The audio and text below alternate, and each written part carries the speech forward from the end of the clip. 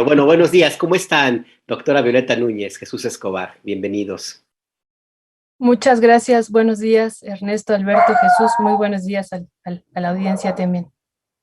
¿Qué tal? ¿Cómo están? Buenos días a todos, Violeta, Ernesto, Alberto, Mateo, ¿cómo están?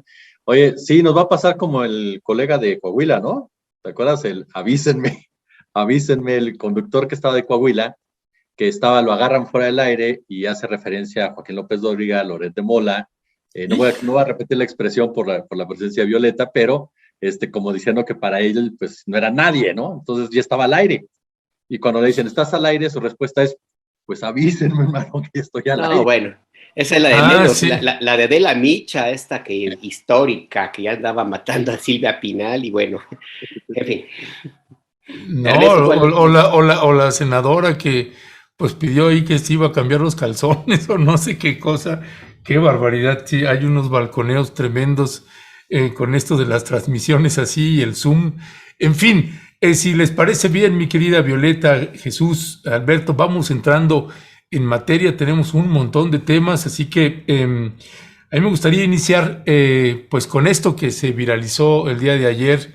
Otra vez el diario The Economist, pues dando de qué hablar, y por eso titulamos pues el Evangelio de la Democracia según The Economist. Y tenemos dos imágenes que yo te voy a pedir, mi querido Leonardo, si vamos colocando la primera, por favor, de The Economist, donde hace pues un análisis de las democracias en el mundo y pues coloca con altas calificaciones al Chile de Sebastián Piñera, a Colombia de Iván Duque, a Brasil de Jair Bolsonaro, y pues con reprobados, ahora sí con regímenes híbridos según el mapa que publicó, a México, a Bolivia y a Honduras.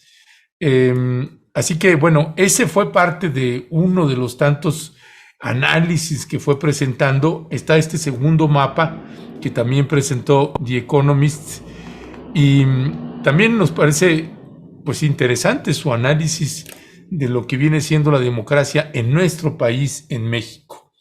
Es decir, teníamos una calificación muy alta para el sexenio de Felipe Calderón, un poco a la baja en el sexenio de Peña Nieto, y donde ya termina siendo un desastre, según The Economist, pues es en la administración del presidente Andrés Manuel López Obrador. Mi querida Violeta Núñez, ¿cuál es tu valoración de este pues análisis sesudo que hace The Economist sobre la democracia en nuestro país?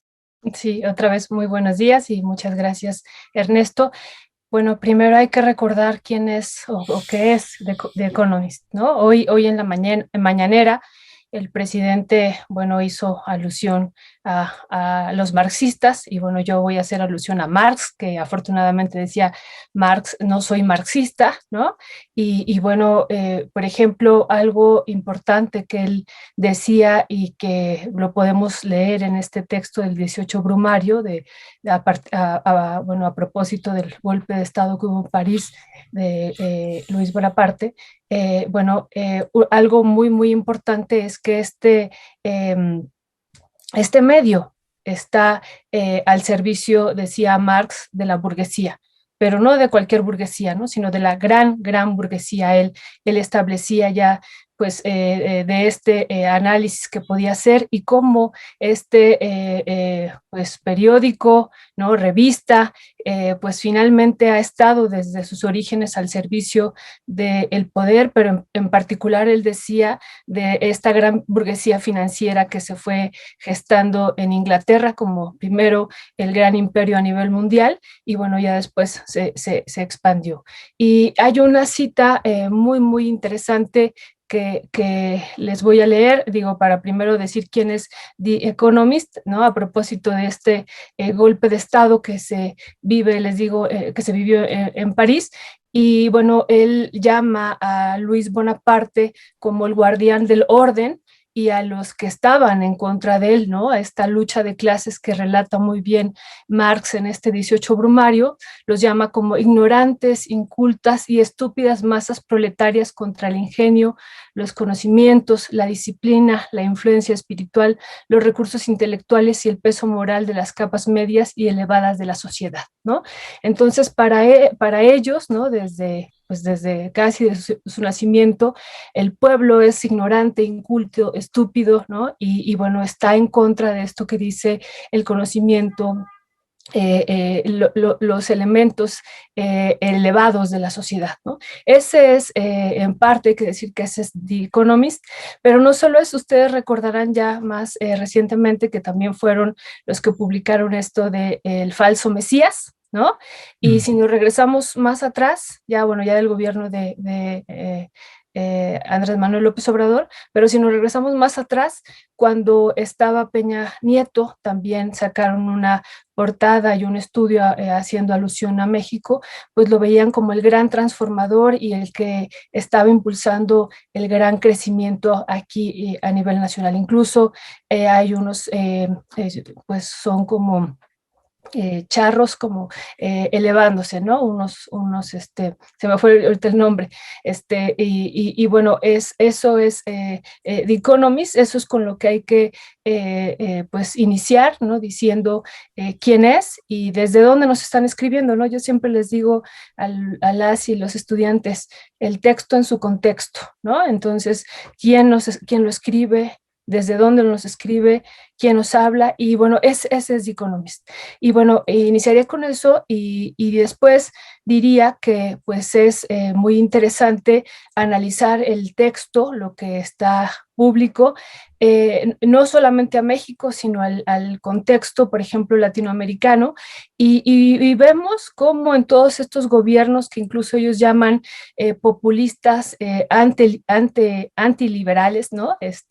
Dicen ellos, pues son los que son evaluados como donde ha habido un retroceso, ¿no? Entonces mencionan pues a Perú, mencionan con el arribo del nuevo presidente, mencionan a Chile también, ¿no? Diciendo que hubo poca participación en el proceso electoral y entonces también hay un retroceso, mencionan a Honduras, que también eso me llama mucho la atención, y bueno, y así varios gobiernos, el caso de México, que para ellos son populistas antiliberales, ¿no? Y esa es como la característica, y resalta también pues de gran importancia el caso de Cuba, ¿no? Si ahí vemos que ellos lo refieren casi como una dictadura, ¿no? Y digo casi, ¿no? Lo refieren así, y bueno, pues hay que recordar y pintan de azul, no completamente azul, de un azul menos tenue, donde hay una democracia defectuosa a Estados Unidos, y hay que recordar, bueno, pues que ellos llaman entonces a Cuba como, o sea, lo ponen en la peor evaluación, y a Estados Unidos, que tiene 60 años bloqueando a Cuba económicamente, lo ponen en este contexto, ¿no? Entonces, bueno, llama mucho la atención cómo es abordado y analizado América Latina a partir de estos 60 indicadores, y bueno, pues resalta este mundo occidental pintado de azul, como ustedes lo ven, y el mundo, pues el otro mundo, pues pintado de otros colores, ¿no? Más amarillos o rojos o naranjas y más tenues, ¿no? Con eso iniciaría. Sí, es importante saber quién, como bien dice doctora Violeta Núñez, ahora sí que de parte de quién es el mensaje. Y en México tenemos una tradición, no le voy a poner adjetivos, mi querido Jesús Escobar, mejor te lo dejo a ti, te dejo esa tarea. Esa tradición de idolatría, sí le voy a poner ese adjetivo, idolatría, todo lo que se publica fuera de México y de no mirar hacia adentro. Cualquier cosa que se publique en, no sé, el último caso más reciente, el Wall Street Journal, con esta publicación de una columnista con respecto a la posición de del embajador de Estados Unidos en México, Ken Salazar, sobre la reforma energética. Aquí se leyó como que si el presidente Biden estaría considerando quitar a Ken Salazar. Y muy poquitos pusieron atención en quién era la mensajera, que también es importante, una columnista que 9 de cada 10 de sus columnas sobre América Latina comete errores. está equivocada. Y bueno, y The Economist, pues ya lo acaba de definir muy bien la doctora Violeta Núñez, cuál es su agenda y bueno, los intereses que tiene esta revista. ¿Tú cómo ves este tema, mi querido Jesús?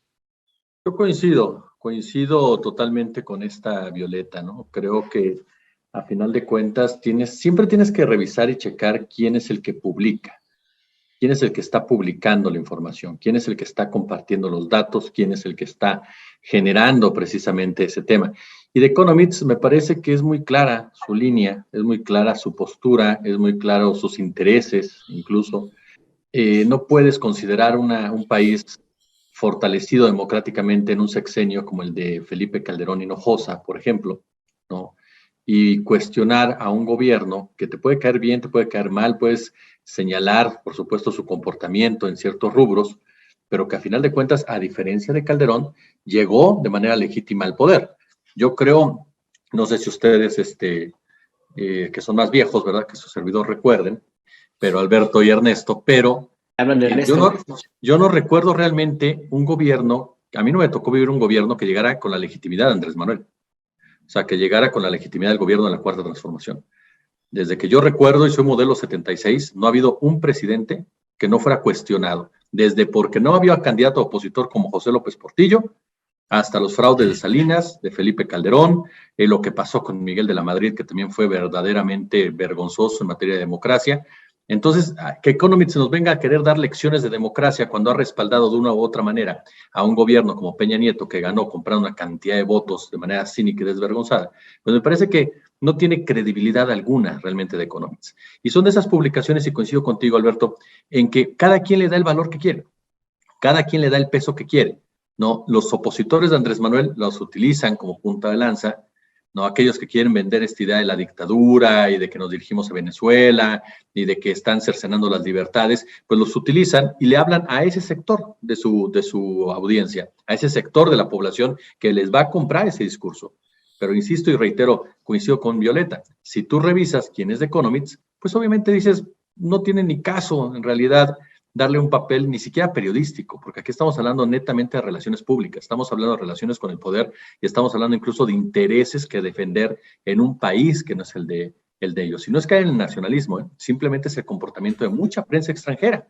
Mucha prensa extranjera en México lanza notas buscando defender intereses. Lo hemos visto con medios españoles que han lanzado en su momento notas en contra de gobiernos que no han beneficiado a empresas españolas. Y lo vimos en este mismo sexenio. De repente escuchas en la televisión española notas, en las estaciones de radio españolas notas, que tienen que ver directamente con una discusión como la energética y que es beneficiar a empresas como Iberdrola y otras más. Entonces, sí me parece que como mexicanos y mexicanas tenemos que dejar ese complejo que destacaba el maestro Luis Espota en Casa del Paraíso y de verdad dejar de creer que todo lo que viene de afuera es Quetzalcóatl, ¿no? Dejar de creer realmente que todo lo que viene de afuera es para mejorar y que saben más que nosotros y que tienen más capacidades y más información que nosotros. Hay cosas buenas, claro, hay grandes reporteros extranjeros que han hecho muchas cosas en México de manera independiente, denunciando, digo, el caso de la matanza se me fue esta región de Coahuila, discúlpenme. Allende. De Allende, el caso, por supuesto, también de Tantoyucan, el caso de lo que sucedió también en Krill, o sea, son temas en donde la prensa extranjera ha salido y ha denunciado y ha ayudado, pero hay otras, como el caso de Economist y otros más, que sinceramente no hay que darles ningún peso, periodístico y centrarlos como lo que son, relaciones públicas, ¿no? Sí, bueno, el caso de Allende, la gran Ginger Thompson, ella sí es maestra del periodismo. Perdón, Ernesto. No, sí, es bueno referir a Ginger Thompson, que además hace poco acabamos de entrevistarla sobre el tema. Pero sí, me parece que es importante pues intentar colocarle a la audiencia pues quién es el emisor que está sacando ese tipo de noticias, y habría que ver además si eso tiene una repercusión en nuestro país.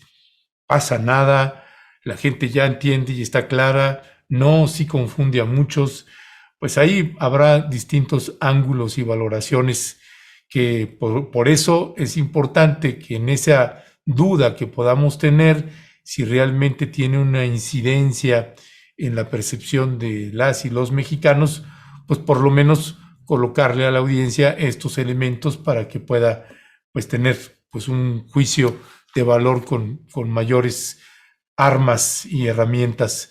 Si les parece, mi querida Violeta, Jesús, Alberto, pasamos al siguiente tema. Si quieren añadir algo más del tema de ahorita de Economist, pues lo hacen también.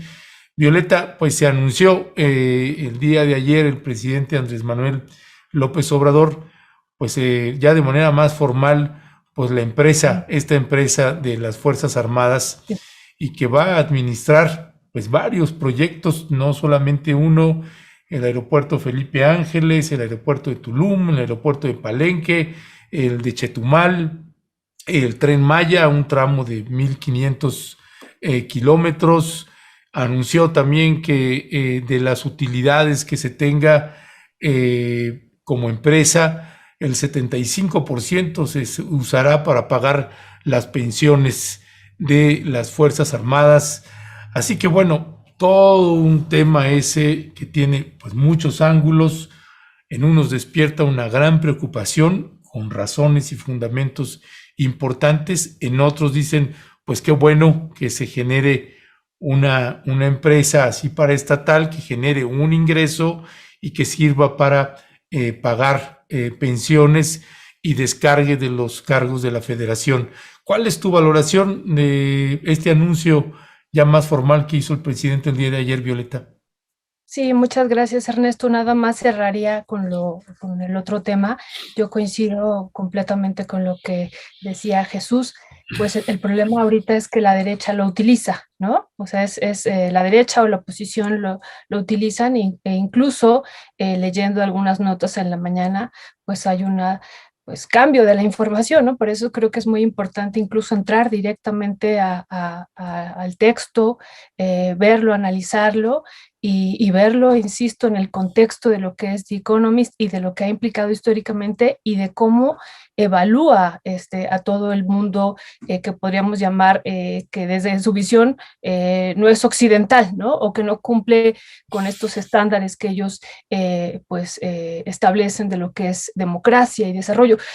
Por ejemplo, cuando lo estaba leyendo, yo recordaba el discurso que pues elaboró Harry Truman cuando tomó posesión en Estados Unidos y cuando habló del desarrollo y el subdesarrollo, ¿no?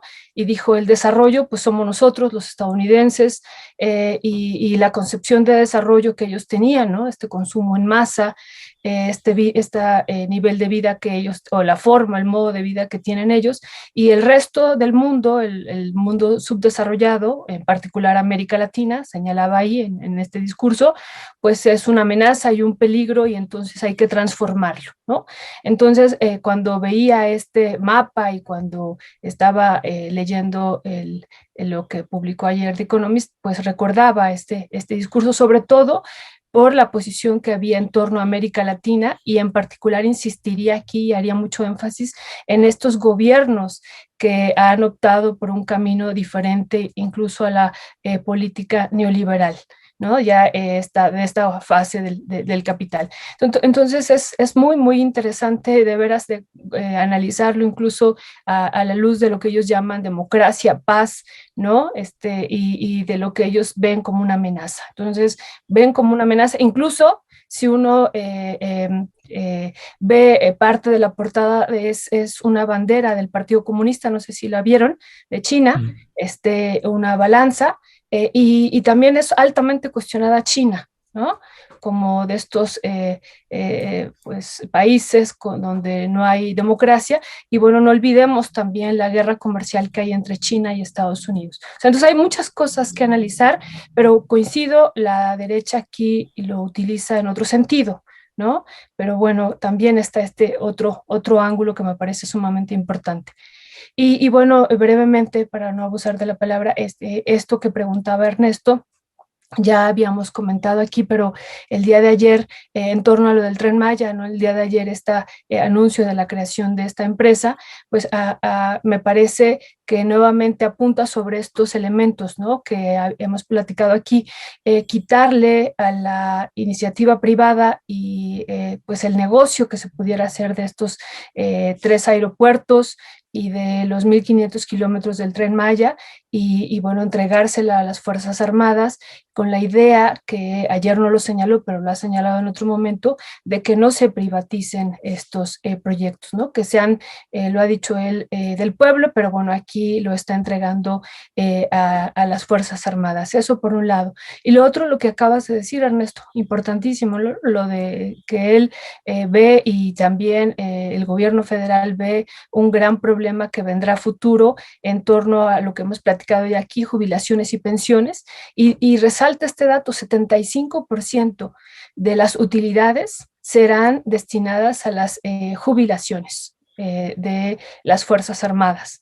Y eso, insistimos, si revisamos el presupuesto de egresos de la Federación ya desde hace varios años, pues los rubros más importantes, o entre ellos, pues es este gasto que tiene que hacer el gobierno federal en jubilaciones y en pensiones. Y hemos dicho, y esto se va a incrementar próximamente, ¿no?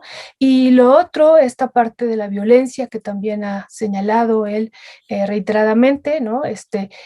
Pues dice él, avanzamos también en proteger pues estos espacios en particular. Por ejemplo, ha hecho mención, ¿no?, en el sureste mexicano, donde ahora, pues en todos lados, ¿no?, pero se incrementa la violencia de una manera también intensa en espacios donde, por ejemplo, en Quintana Roo, pues entonces avanzar desde su perspectiva, ¿no? No estoy diciendo que la comparta, tenemos que analizarla desde su perspectiva, que las Fuerzas Armadas operen estos aeropuertos en el sur y el Tren Maya, pues avanzarán como parte de la estrategia de seguridad para proteger estos territorios, ¿no? Con eso iniciaría, Ernesto. Gracias. Sí, esta empresa que anunció el presidente López Obrador que se va a crear, que se llama, déjame revisar, Olmeca Maya México. Sí. México, exactamente. Pues es como la conjunción, Jesús, no sé cómo tú lo veas, como ya el complemento de algo que había anunciado el presidente desde el inicio de su administración, pero por pedacitos, ¿no? Y ahora ya finalmente lo concreta en una sola empresa. Y pues es como ya darle un sentido oficial a una política de empoderamiento, si se me permite la palabra, de las Fuerzas Armadas, lo cual tiene varias aristas. Y una de ellas es el que ya hemos platicado aquí en Momentum, que lo más sencillo es darle fuerza al ejército, a la Marina y a la Guardia Nacional ahora mismo. El tema es cómo se la controlas y la quitas, porque el presidente López Obrador sí puede, pero la próxima presidenta o presidente, quién sabe. Y el poder, la influencia, el respaldo de las Fuerzas Armadas a López Obrador no se hereda. ¿Cómo ves tú este tema, Jesús? Sí, bueno, nada más para cerrar igual el tema de Economics, siempre se ha hablado mucho, ¿no? Hay una frase que recuerdo que me mencionó en una ocasión uno de los maestros de periodismo, que me decía: si la nota está en el infierno, bajo a entrevistar al diablo, pero confirmo que el diablo está diciendo la verdad, ¿no? En el caso concreto de Economics, claro, siempre tú no te puedes cerrar a que te aporten datos, a que te aporten información que te pueda ayudar en un momento dado a dimensionar las cosas. Pero sí es fundamental eso, es fundamental entender cuáles son los intereses que hay detrás de cada nota, que hay detrás de cada trabajo, y no meter a todo mundo en la misma canasta. Para mí es fundamental, pero determinante de verdad, lo que son los antecedentes de cada medio de comunicación, de cada periodista, de cada persona que se involucra en este ejercicio y que da a conocer supuesta información relevante. Ahora, lo que me llama mucho la atención de The Economics es que por lo regular siempre va de la mano con una serie de ataques o cuestionamientos o críticas de ONGs que son muy ubicables y que son muy, muy claras sus intenciones o finalidades y que están relacionadas con gente que está en contra de la actual administración. Entonces, me parece que ese es uno de los puntos determinantes y que no podemos dejar de lado al momento de analizar las notas, analizar la información de donde provenga, sí, destacar cuando vale la pena, cuando realmente sea información que tenga un interés público, pero que a final de cuentas no dejemos de lado, por supuesto, que en el caso concreto de Economics hay un interés mucho mayor.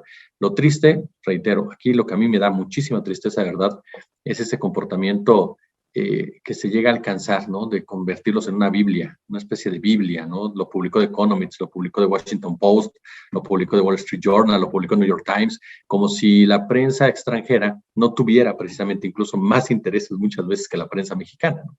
Entonces, eso nada sería para cerrar este tema. Sobre el asunto que me mencionas, de verdad la presencia militar en México tristemente no es nueva, y menos en el ejercicio de la seguridad. Ayer platicaba con dos buenos amigos, con la doctora, yo le digo doctora de cariño y admiración, a Renata Turrent y a Ernesto Núñez Albarrán, y platicábamos sobre la presencia militar en los diferentes gobiernos. Y, por ejemplo, recordábamos el caso de Vicente Fox, que puso a un procurador, a un militar como Procurador General de la República, ¿no? De entrada. Platicábamos de Ernesto Zedillo, que al frente de las drogas puso un general, que era Gutiérrez Rebollo. Platicábamos, por supuesto, también del peso específico del ejército durante el gobierno de Carlos Salinas de Gortari. Y, por supuesto, lo que pasó en las administraciones panistas, que es donde me parece que encontramos precisamente el fondo de la presencia militar ya en otro tipo de ejercicios. El caso concreto de Felipe Calderón Hinojosa, que sí, Genaro García Luna tenía una operación clara, precisa, tomaba decisiones, generaba medidas, generaba operativos, todo en beneficio precisamente del crimen organizado. Pero también nos encontramos con una creciente presencia militar con el general Galván en diferentes rubros, ya con Calderón. Y pasamos con Enrique Peña Nieto, en donde Cienfuegos era el mandamás en materia de seguridad. Esa supersecretaría de Osorio Chong, de Miguel Ángel Osorio Chong, en materia de seguridad no existía, esa es la verdad.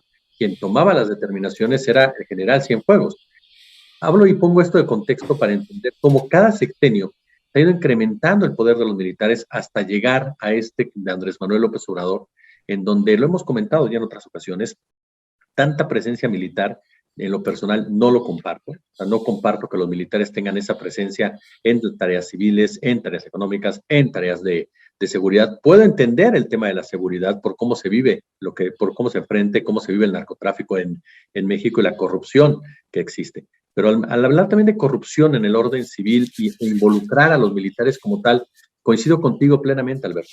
Creo que el gran riesgo es lo que va a pasar después de este sexenio. Si realmente los militares van a regresar a sus cuarteles después de que termine el sexenio de Andrés Manuel López Obrador.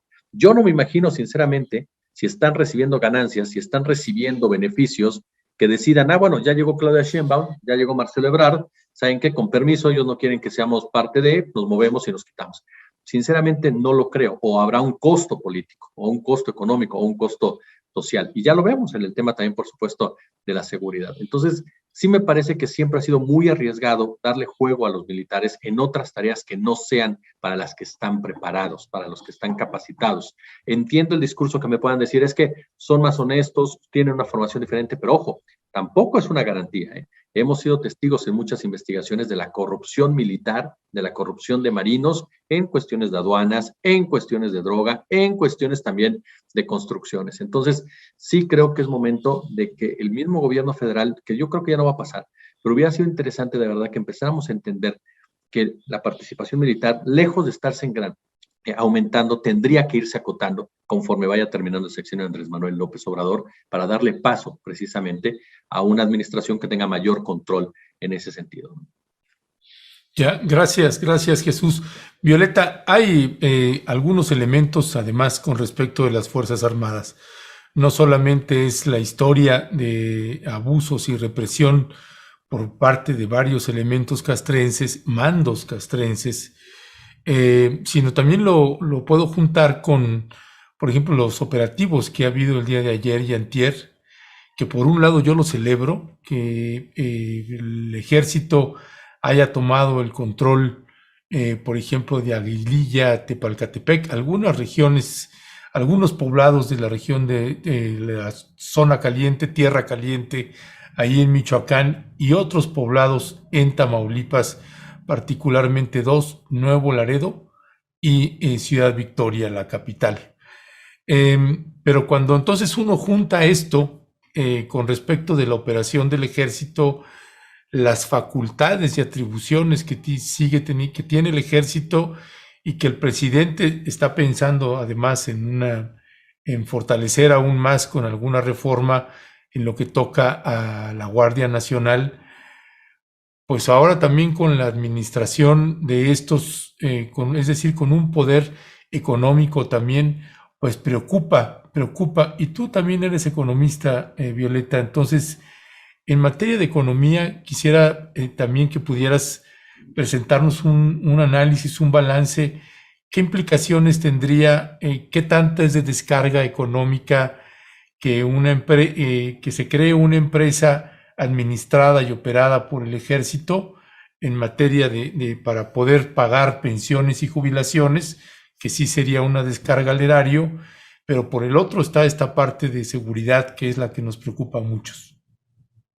Sí, sí, Ernesto, gracias. Bueno, pues primero, pues también yo comparto, ¿no? Lo que ahorita comentaban tanto Alberto como Jesús. Pues no podemos olvidar la historia también que ha habido en este país de represión por parte del ejército. O sea, eso no lo podemos borrar, ¿no?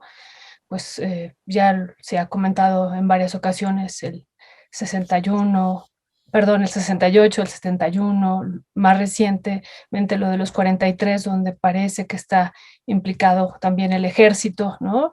La guerra sucia que se vivió durante varias décadas en este país, que implicó pues asesinatos, torturas, desapariciones. Eso no lo podemos olvidar, pues lo del Charco, lo de Tlatlaya, y podríamos seguir enumerando otros acontecimientos históricos, y pues que para varios y varias ha sido fuerte, ¿no? Que se le esté incorporando de esta manera al ejército. Eso por un lado.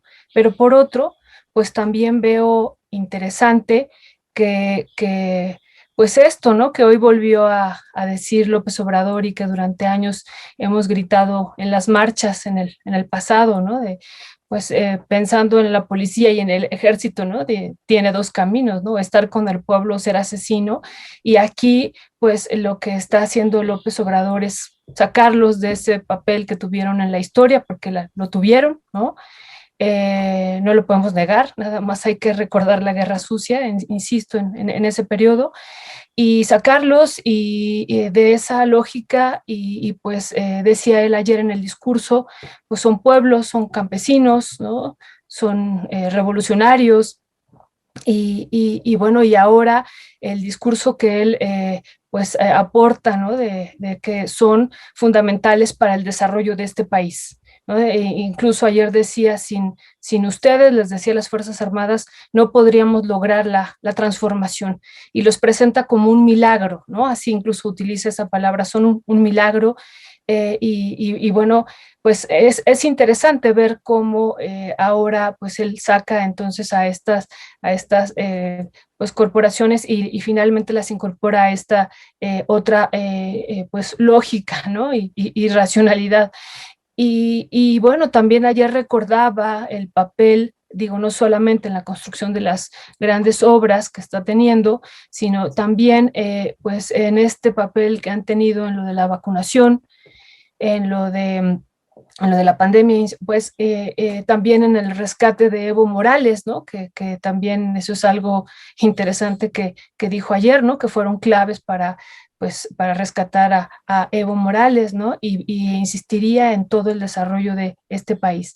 Entonces, bueno, pues son visiones distintas. Quizá otro presidente hubiera seguido comprando armas para fortalecer a las Fuerzas Armadas en este sentido de represor, ¿no? Y bueno, pues aquí se presenta pues de otra manera, eso por un lado. Y por otro, lo que preguntabas, Ernesto, pues sí, es muy importante la parte económica. Yo insistiría, no solamente, o sea, estamos viendo aquí dos proyectos, ¿no?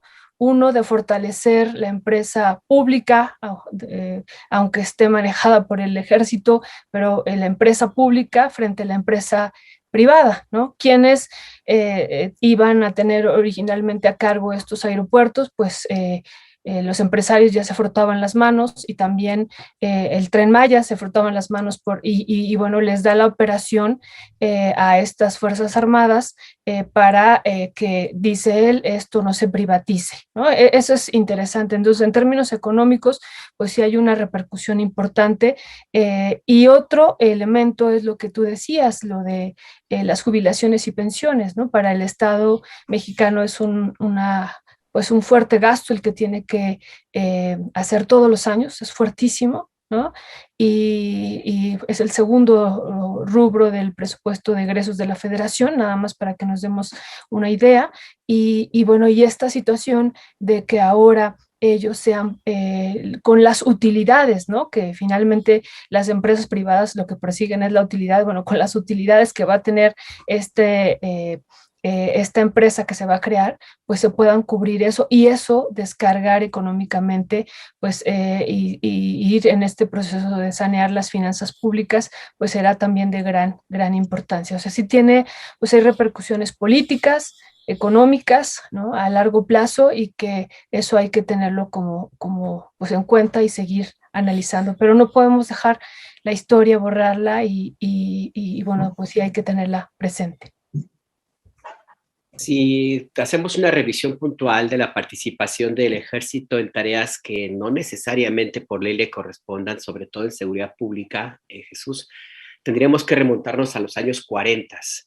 Desde entonces ahí hay una presencia más o menos constante con altibajos del ejército como un órgano en las calles para atender tareas de seguridad, en términos así con comillas. Participaron en la represión de ferrocarrileros, de médicos, se metieron al Instituto Politécnico Nacional en el 68, qué decir, y pues ya una forma más descarada a partir de 1995, cuando Ernesto Zedillo sustituyó a todos los agentes de la corrupta Policía Judicial Federal por elementos de la Policía Militar y algunos otros de élite.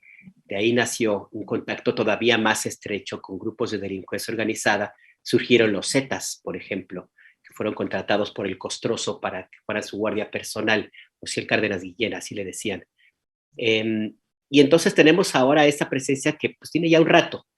Sin embargo, no se había visto una presencia tan grande del ejército, pero sobre todo un respaldo tan importante como el que tienen ahora en este gobierno el presidente López Obrador. Y más allá de las consecuencias que pueda llegar a tener el que se quiera descargar con esta empresa una parte importante del erario, pues, de las finanzas del gobierno federal, a mí me sigue preocupando esta decisión del presidente López Obrador de considerar solamente al ejército como el único capaz de caminar y de concretar su proyecto político civil político. ¿Cuál es el riesgo? ¿Por qué esta presencia tan importante del ejército? ¿Qué tendrá que ver esos afanes golpistas que hubo y que todavía hay en algunos espacios de la política mexicana que hubo al inicio de su administración, Jesús? Mira, yo concuerdo en algo contigo. Sí hubo, y yo me imagino que desde la contienda, o sea, desde la campaña presidencial, desde la campaña electoral, hubo gente que pensó en bajar a Andrés Manuel López Obrador. A mí me queda clarísimo. O sea, cuando de repente vieron la ventaja que ya tenía, cuando vieron que no había forma de que José Antonio Meade y Ricardo Anaya se pusieran de acuerdo para que uno de los dos asumiera el papel de opositor y tratara de aglutinar ese voto anti Andrés Manuel López Obrador, no dudo que sobre todo de parte del poder económico sí se pensara en tomar una decisión drástica para bajar a Andrés Manuel López Obrador. Incluso, si ustedes no mal recuerdan, hubo campañas en donde lo estuvieran enfermando una y otra vez, ¿no? Una y otra vez lo enfermaban, aún y cuando tenía una gira de 3 eventos, por ejemplo, al día. Yo recuerdo bien, 3, 4 eventos al día y había gente que lo estaba enfermando, decías, por favor, ¿no? Entonces, yo no dudo que sí se haya pensado. Y recuerdo mucho el libro de Alejandro Tomasini, ¿no? Que fue uno de los pocos que leyó Enrique Peña Nieto, ¿no? Sobre la muerte del presidente, en donde ves precisamente los intereses de un sector económico muy fuerte, que cuando atentan contra él, reacciona tomando decisiones de cualquier índole, sea eliminando, sea dando golpes de Estado, sea inventando, como sea. Y no podemos ser tan inocentes para pensar que ese grupo conservador en México, de un gran poder económico, no haya pensado lo mismo con el presidente de la República ya en funciones. No haya pensado dar un golpe blando. Digo, sé que no es una fuente, hablando nuevamente de las fuentes, muy veraz, digámoslo así, pero que sí refleja a un sector de la población, como es este señor Gilberto Lozano, al que se le cae la Virgen, se le cae la silla, se le cae el discurso, todo. Pero el señor lo ha dicho públicamente. Le llamo a los marinos y a los militares a dar un golpe de Estado, a quitar al presidente de la República. O sea, lo ha dicho, No es algo que no se refleje. Y él refleja un sentir de un sector de la población. Tal vez el sector más radical de esa ultraderecha, pero claro que el otro sector, el más poderoso, el financierista, el que se ve afectado, el que no está cómodo con Andrés Manuel López Obrador en el poder, que sí, tienen medios, tienen mineras, tienen telefónicas, tienen todo tipo de empresas, pero no están cómodos con Andrés Manuel López Obrador en el poder, no hayan pensado en un momento dado, claro, empezar un golpe suave como lo han llevado a cabo o tomar una decisión mucho más drástica.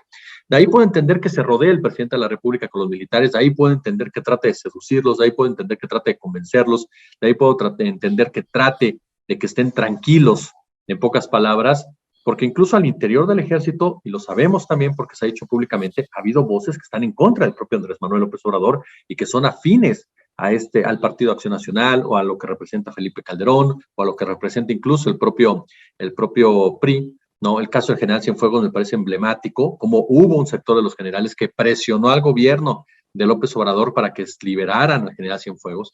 Entonces me parece que por ese lado hay medidas que el presidente ha tomado para tratar de resguardarse, para tratar de protegerse, pero sí creo que se ha cruzado la línea, sí creo que se les ha dado de más, en pocas palabras. Sí creo que llevar también a un escenario de ese tipo es pensar que en el ejército mexicano hay puros mercenarios que se van a vender en un momento dado, ¿no? Con la presencia o con los intereses económicos. Entonces, sinceramente, yo sí creo que se les ha dado demasiado a los soldados, demasiado. O sea, se está cayendo en un exceso y para mí, y lo he dicho no una, 2 veces, 3 veces, tú no puedes ser un gobierno de izquierda o definirte un gobierno de izquierda y tener tanta cercanía y tanto respaldo al ejército o militarizar las tareas de este país.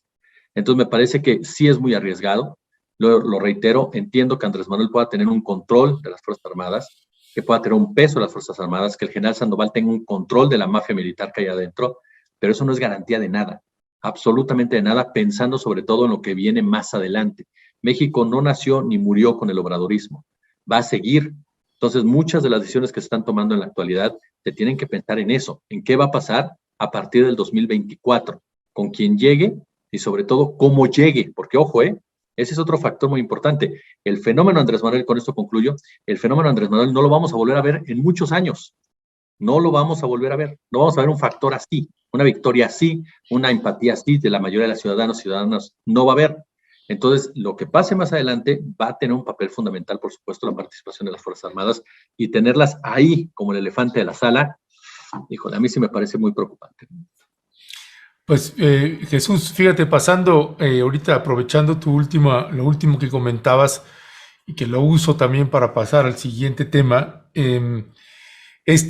no vamos a ver un presidente así en mucho tiempo, posiblemente no nos vaya a tocar a nosotros ver a otro presidente así tan carismático y tan polémico como el presidente López Obrador. Les comentaba aquí al equipo de producción y demás que esta mañanera, no sé cuándo fue, que dice, pues como que ha estado muy aburrido, ¿no? Esta mañanera y pues vamos a pasar aquí un videito, vamos a aligerar un poco la mañanera porque luego dicen que soy muy aburrido y no sé qué, y entonces pasa el video de Lozano y el de Alito diciendo que pues no va a aprobar un proyecto que beneficie a México, etcétera, etcétera, y se va. Pues es parte del enorme carisma del presidente. Bueno, yo celebro cuando tiene ese tipo de puntadas, y me parece que también el rasgo de personalidad del presidente, así como genera mucha simpatía, pues vaya que se abren muchos flancos. Ayer platicábamos un poquito también con la mesa, con las superperiodistas, que me parecía, señalaba, que se abrieron demasiados frentes contra el presidente Andrés Manuel López Obrador.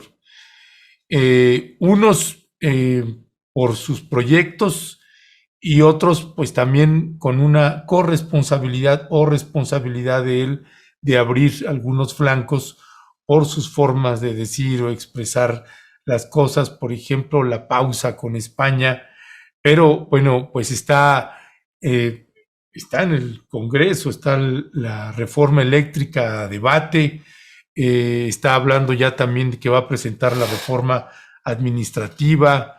Está el Congreso de los Estados Unidos presionando fuerte, el gobierno de los Estados Unidos en materia de esta reforma eléctrica y otros demonios. Está que viene la revocación de mandato y entonces está en línea ahí con los golpeteos, un día sí y el otro también, y luego aparece lo de Mexicanos contra la Corrupción, Loret de Mola, Aristegui Noticias, esta suerte de, y ahora apareció también Signal App, y en medio de eso, pues la violencia, ayer otro periodista asesinado, y pues prácticamente los medios corporativos, pero están, bueno, en una avalancha tremenda contra el gobierno del presidente Andrés Manuel López Obrador. Bueno, ahora hasta el The Economist, por si faltaban solamente, faltaban medios internacionales, pues The Economist también entrando en esta cascada de ataques y denostaciones hacia la administración del presidente López Obrador. Pregunto, Violeta, ¿es en tiempos de la presidencia de la República tal vez el momento más álgido de confrontaciones y tratar de denostar la administración del presidente López Obrador? ¿Tiene él mucho que ver en esto o no? ¿Cuál es tu valoración de todo esto que está sucediendo?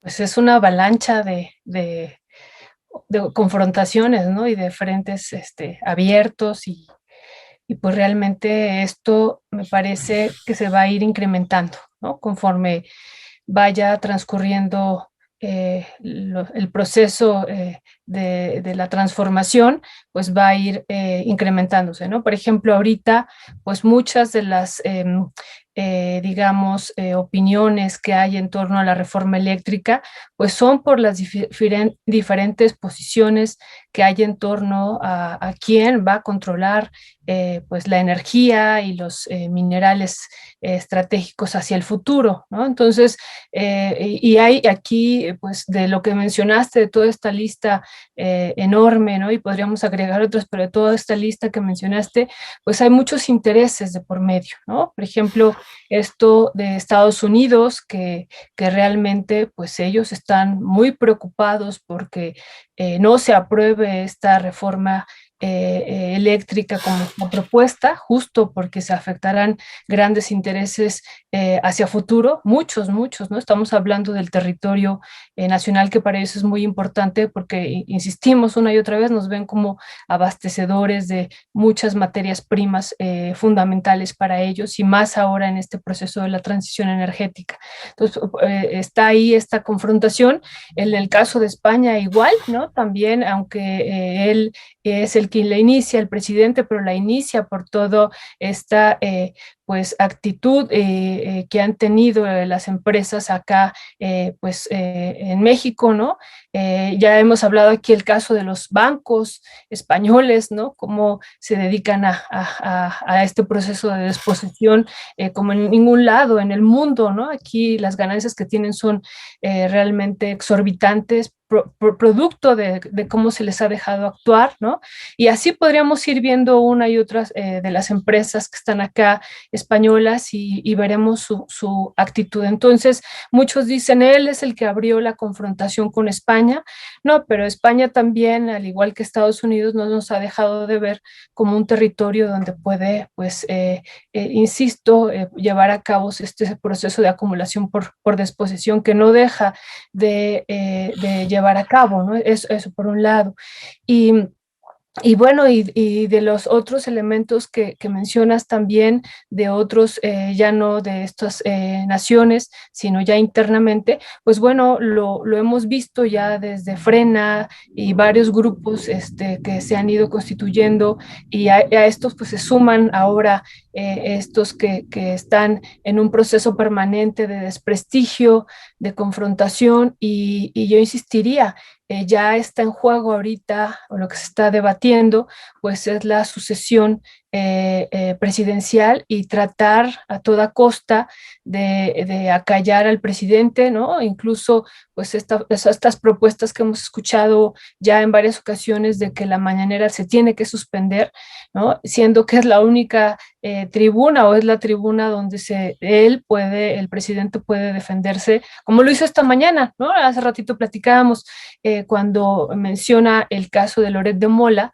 estos 35 millones que él gana al mes, bueno, pues lo muestra, al año, frente a los 2 millones que gana él, ¿no? Este diferencial que dijo, lo voy a verificar, pero bueno, es el espacio que él tiene o que utiliza como defensa, ¿no? Y entonces, pues sí, me parece que es importante ir viendo que estas pues confrontaciones se irán incrementando y que, bueno, aquí insistiría muchos intereses los que se están tocando, muchos y muy, muy importantes y profundos, como la situación de la electricidad y otros recursos que pudieran ser fundamentales. Y también, insisto, para estas empresas españolas que pues son tierra de grandes ganancias. Una parte que me parece importante también añadir a esta pregunta que menciona Ernesto, Jesús, evidentemente hay una avalancha que tiene, ahora sí que el interés tiene sus orígenes. Uno de ellos puede ser este tema de la reforma en materia de electricidad.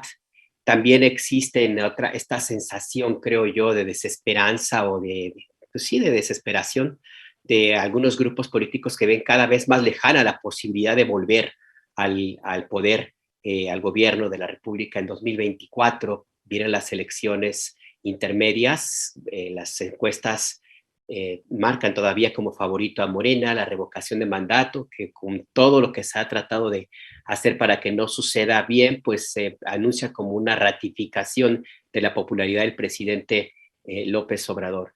Entonces ahí sí tenemos como una unión de fuerzas y yo veo, no sé hasta qué punto tú coincidas en que esta es un momento distinto a otros en los cuales hubo una intensificación, de las agresiones y ataques. Yo recuerdo también en la época de la pandemia, en la parte dura, activa en 2020, cómo estaban, pero sí lanzadísimos en el festejo de todos y cada una de las personas que morían por COVID-19, como si eso les ganara, con la esperanza de que les diera votos, no les resultó, y antes con el tema de la decisión de combatir el robo de combustible, y antes, por supuesto, en la campaña electoral, en fin.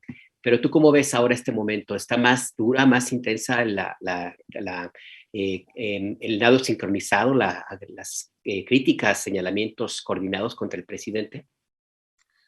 Mira, sin duda alguna la discusión de la reforma eléctrica, energética, no sé, Violeta me puede ayudar mejor en cuál es el término correcto, pero en realidad es el marco de lo que del fondo de lo que se está discutiendo ahorita. Me queda claro, por ejemplo, el tema de ayer de la pausa con España, ¿no? Se descontextualizó completamente. Es decir, el presidente hacía referencia a las empresas españolas, a los abusos que claro que han cometido, aunque diga el gobierno español que no, Iberdrola y otras. Por supuesto que lo hicieron, por supuesto que en la sección de Felipe Calderón Hinojosa se llevaron hasta el tuétano y lo siguieron haciendo con Enrique Peña Nieto, Repsol. Bueno, por favor, ¿no? Ahí están los contratos. El presidente habla de esa pausa con esas empresas, en esa relación con ese tipo de empresas, en el marco, por supuesto, de la discusión, y de repente se descontextualiza y aparece como un rompimiento de relaciones con España, ¿no? Cuando me parece que sí, el presidente comete un error en no explicarlo mejor, tal vez, en no comunicarlo mejor, más claro, pero también ese tipo de vacíos se aprovechan muy bien del otro lado para engrandecer una discusión, para llevar una discusión a otro lado, al beneficio de cada puerto. A mí me parece que sí hay un grupo de medios, de empresas, el caso de Latinos, el caso de Mexicanos, el caso, por supuesto, también de medios extranjeros como es Economics, el caso concreto también, por supuesto, de empresarios muy, pero muy obvios, quienes están ahí metidos, de estar lanzando pullas, de estar lanzando acciones. ¿Por qué? Porque van a haber, incluso extranjeros, porque van a haber afectados intereses que tienen que ver directamente con los recursos naturales. No olvidemos, porque de repente pensamos o creemos que un empresario solo está metido en un medio de comunicación o un empresario solo está metido en una tienda de autoservicio o solamente está metido en una refresquera. No, también tienen intereses en otros lados. Y muchos de ellos tienen intereses en lo que se está discutiendo en esta reforma eléctrica, en esta reforma energética. Se están discutiendo cuestiones importantísimas para el país. Y en donde, por supuesto, también hay cabilderos de los Estados Unidos, cabilderos de Europa, quienes ven afectados sus intereses y que están tratando de rescatarlos. Para mí el ejemplo más palpable de esto es Ken Salazar, el embajador de Estados Unidos. Primero aparece diciendo, no, pues está todo muy chévere con la reforma, ¿no? Todo bien, ¿no? Y de repente le hablaron por teléfono y le dijeron, a ver, papá, bájale dos asuntos porque lo estás pegando, y lanza un comunicado donde fue totalmente distinto.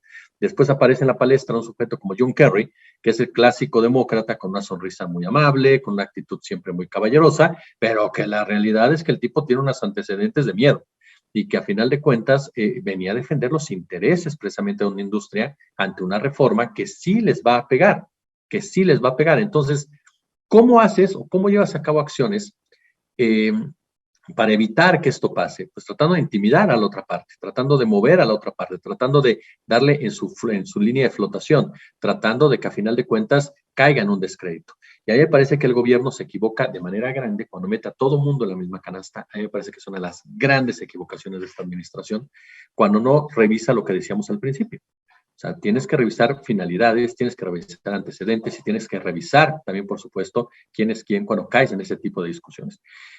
Para mí me queda muy claro que estamos en un momento donde la reforma eléctrica energética, como ustedes me digan, es el meollo del asunto, es el punto central de lo que realmente está sucediendo alrededor y en donde se va a poner, coincido con Violeta, perdóname, se va a poner más duro, se va a poner más fuerte conforme se vaya acercando el momento de la discusión, incluso ya hablando también en el tema político partidista, porque no hay que olvidar que en el Senado el PRI es más anti-López Obradorista.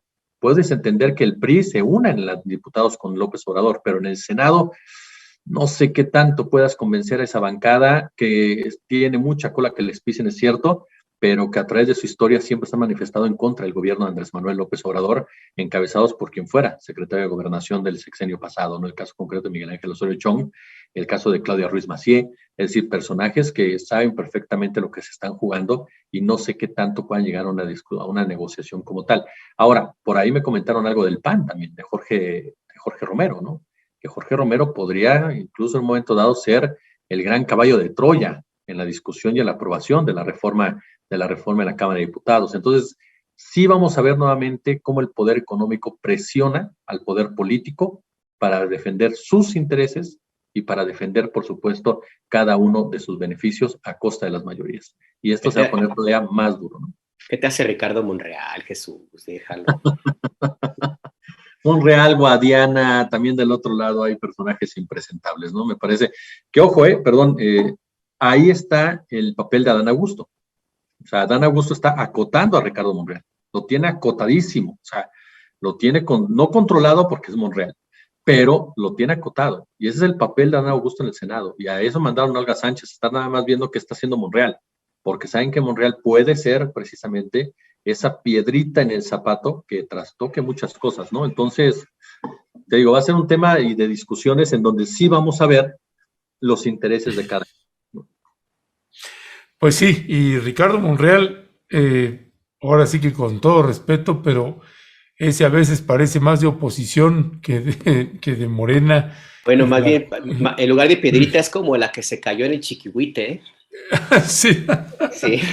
No, sí, no es un adversario menor y va a seguir jugando y va a jugar en estas elecciones. De hecho, ya está jugando en las elecciones que vienen para los 6 estados. Así que bueno, pues con esto ya nos tomamos un poquito más de minutos. Violeta, una reflexión final en un minuto, ¿con qué cerrarías?